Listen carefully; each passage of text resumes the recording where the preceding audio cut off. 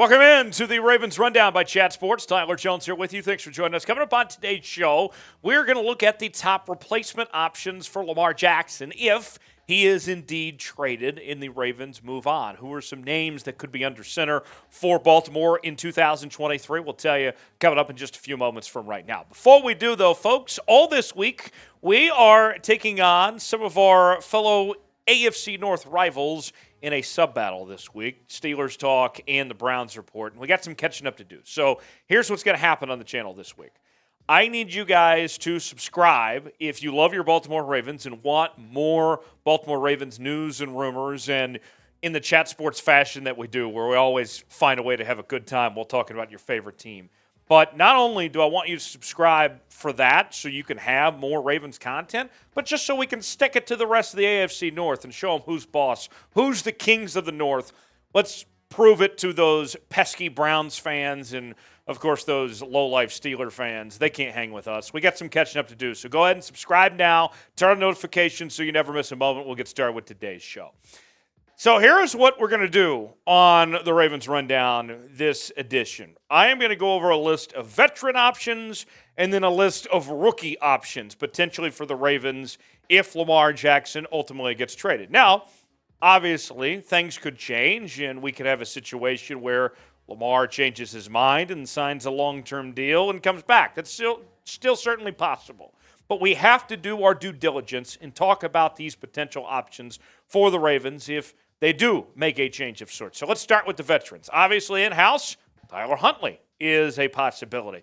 Coming off a Pro Bowl season, he's started a good amount of games over the last two seasons for the Ravens with the injuries to Lamar Jackson. And I'll say this about Tyler Huntley. I think Tyler Huntley is just fine as your backup quarterback. In fact, I thought he was a very good quarterback for Lamar Jackson, good backup for Lamar. But with that said, you look at these statistics, and I'm skeptical if I would ever want him as my full-time starter. Look at the difference between these two. Lamar in 12 games had 20 touchdowns. Tyler Huntley in 4 games had 3 touchdowns. He had a higher completion percentage. I'll give him that.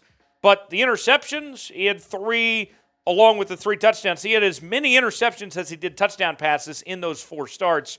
To me, that leaves me a little skeptical. Tyler Huntley, would love to have him back, and he could be your backup quarterback, but I would have concerns if he is the guy to replace Lamar Jackson as your full-time starter. More names to get to here in just a second. But who will be the Ravens starting quarterback next season? Will it be Tyler Huntley? Will it be Lamar Jackson? Somebody else out there? Tell me in the comments section who you think will be the Ravens starting quarterback in 2023. Tell us in the comments section below. It's our pinned comment today. You might get an ad break. If so, take advantage of it. Get your votes in and tell me who you think the Ravens starter will be.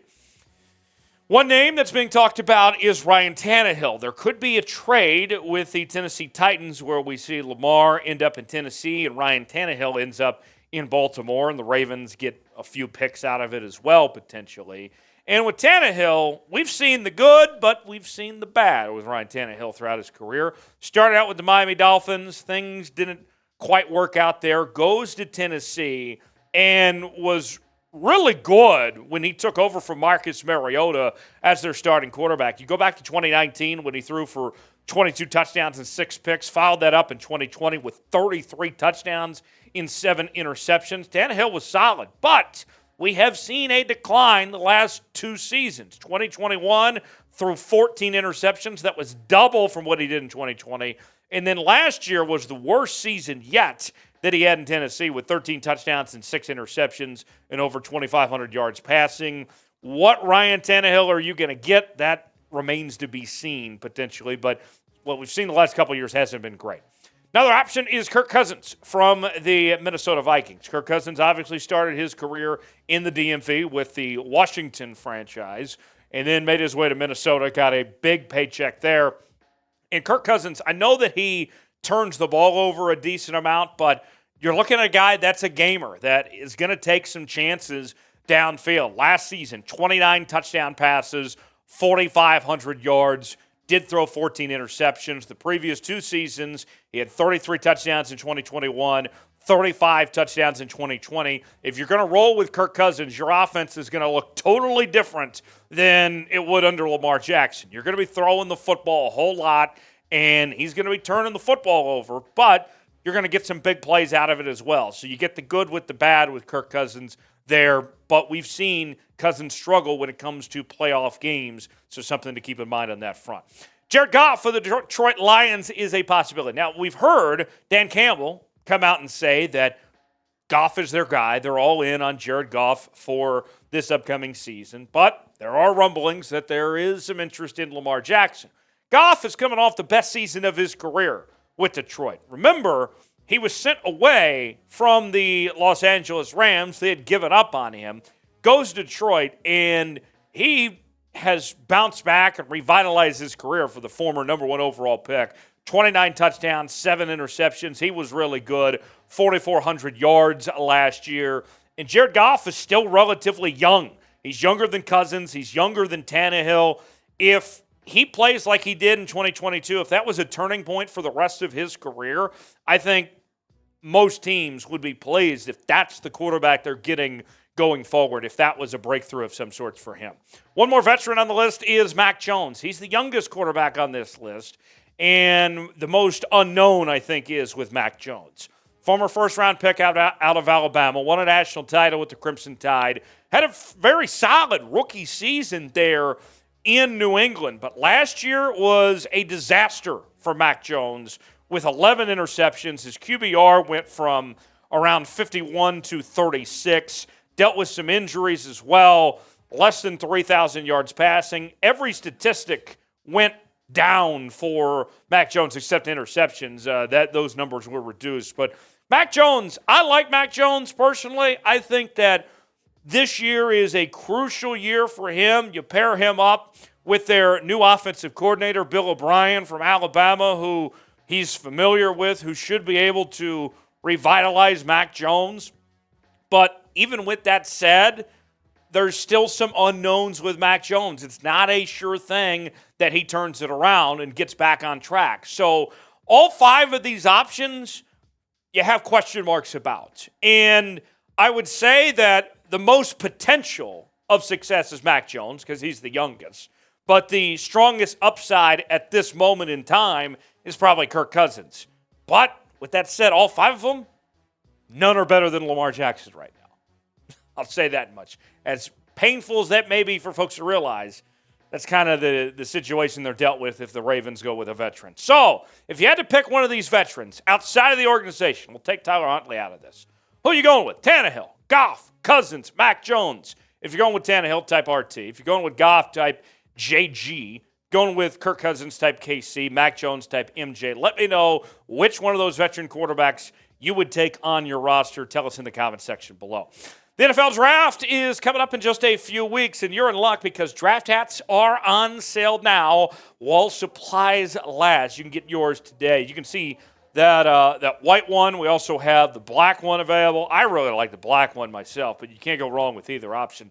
Flat bills. These are the same hats that whoever the Ravens pick, they're going to be wearing that draft hat on draft night. So get yours before the draft so you can be looking like the rookies as well, while supplies last. On sale now. You can get yours right in time for the draft at chatsports.com/RavensDraft. Get yours today at chatsports.com/RavensDraft.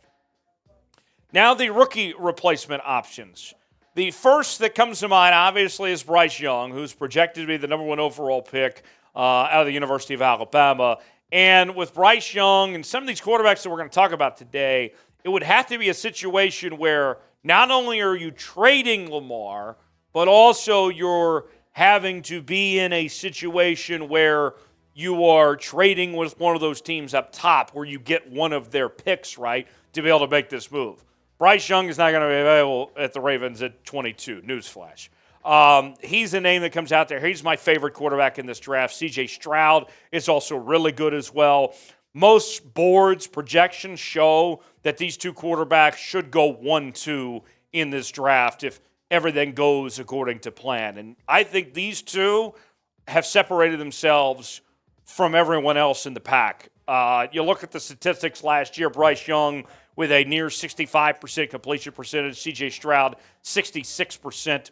Passing yards-wise, Bryce Young at 3,300 yards. C.J. Stroud with a little less than 3,700 yards. C.J. Stroud was able to take Ohio State to the playoff this past season.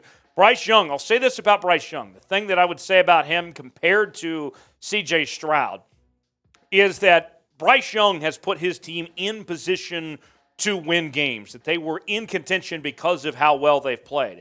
I can't always say that about C.J. Stroud. You look back at the losses to Michigan over the last couple of years where he didn't necessarily play his best. Bryce Young, even in the games that they lost, whether it was this past year against LSU or Tennessee or those teams, Bryce Young still played it out on the line. So with that said, should the Ravens draft a QB in round 1? What do you think? Is that the route the Ravens should go instead of drafting a wideout or a corner like we've talked about in other mock drafts? Now that we know that Lamar doesn't want to be there, should the Ravens draft a quarterback in the first round? Tell us in the comment section. Y for yes, in for no. What do you think about that possibility if the Ravens should look at a quarterback in the first round or not? So a few weeks ago, a lot of mock drafts had Anthony Richardson falling to the Ravens at 22. That seems unlikely now, as his stock has risen ever since the scouting combine when he put together, let's call it a historic performance for what he did with the measurables. He's really good when it comes to the measurables and those things. But when you look on paper and the film of his time in Florida, it doesn't quite match the measurables, right? I mean, you look at what he did at Florida, less than 54% completion percentage, just under 2,600 yards passing, 17 touchdowns, 9 picks. He's just not that accurate of a passer right now.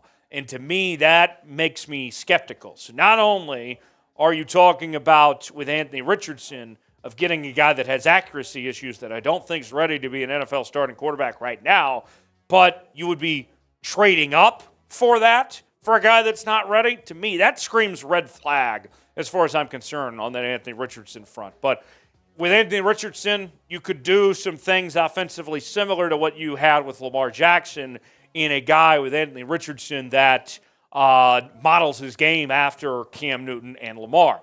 Will Levis could potentially be available to the Ravens at 22. They might even have to trade up potentially. Will Levis is a guy that was projected to be a top 5 pick at one point, but his stock has kind of gone all over the place with the way that Anthony Richardson has kind of ascended. And Will Levis, I think this year kind of disappointed to some extent. He looks the part, right? 6'3", 232 pounds, got a big arm, all those things, but left a lot to kind of be desired this past year with the Kentucky Wildcats. So Will Levis might be there at 22, but with that said, I got some question marks of what Will Levis are you going to get based on the way he played this past season when expectations were high and he didn't really deliver.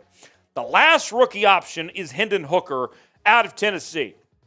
Now, Hendon Hooker was on track to win the Heisman, take Tennessee to the college football playoff, all these great things, as he had a great head coach in Josh Heupel, who really helped him take that next step up as a quarterback this past year. But then things ended poorly for Hendon Hooker, and not his own fault, obviously. Tearing his ACL, they ended up missing the playoff, and just all those things. You felt bad that that's the way that Hendon Hooker went out, and he was well on his way to being a number 1 pick. Well, his stock is starting to come back into the fold of being in those first-round discussions potentially. But with the ACL tear, if the Ravens are moving on from Lamar Jackson, you need a guy that can play day one. And Hendon Hooker, day one, likely not going to be ready. To me, I have questions about a guy being 25 years old playing quarterback to begin with, but then coming off an ACL injury and your need at the position if Lamar is gone, got me skeptical to say the least as far as that goes with Hendon Hooker. So, with that said, of the decisions that the Ravens are going to have to make in their management when it comes to the quarterback position, whether it's Lamar's future or finding a replacement for him, what's your level of confidence right now in the organization to get the quarterback position right? Be honest. Scale it for me 1 through 10. You can go 1, you can go 10, maybe somewhere in between, like 6.9, something like that. Let me know. Scale your confidence level for me in the comment section below. You can also interact with me on social media, Twitter, Instagram, and Facebook at Tyler Jones Live. Talking about your Baltimore Ravens there. I'll see you next time right here on the Ravens Rundown.